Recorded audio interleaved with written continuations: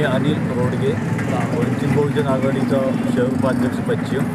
आमची उपोषणाची मागणी ही आहे की आमच्या 25 ते 30 वर्षापूर्वीचा रस्ता जो महानगरपालिकेने DP प्लॅन म्हणून सँक्शन केलेला आहे आणि तोच आजच्या रोजी तो रस्ता अडवण्यात आलेला आहे. 1 ते 1.5 महिन्यापासून आम्ही आयुक्ताची भेट घेतली, आम्ही आमदार साहेबांची भेट घेतली, पालकमंत्र्यांसोबत बोलणं झालं आमचं. ते आज म्हणतात काढणार आहे, उद्या म्हणतात काढणार आहे.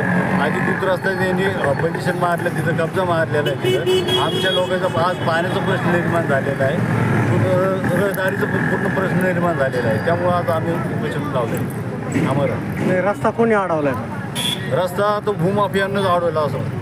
परिसर कोणता आपला परिसर? आमचा परिसर मऊनगर सातारा परिसर, बीड बायपास रोड.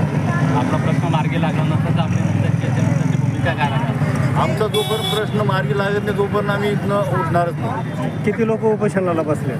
उपोषणाला आम्ही पूर्ण समस्त मऊनगर दिले. यापूर्वी तुम्ही महापालिकेला काही पत्रव्यवहार केला आहे का? यापूर्वी 2-3 वर्षापासून महानगरपालिकेसोबत पत्रव्यवहार चालू आहे. दैनंदिन जीवनावरचा मोठा परिणाम झालेला आहे. सगळ्यात महत्त्वाची गोष्ट म्हणजे आम्हाला पाण्याचा प्रश्न निर्माण झालेला आहे. आमच्याकडचे पाणी महानगरपालिकेचं जे टँकर जे येतं आहे ते टँकर येत नाही. त्यामुळं आमचा सगळ्यात मोठा प्रश्न पाण्याचा सध्याचा आहे.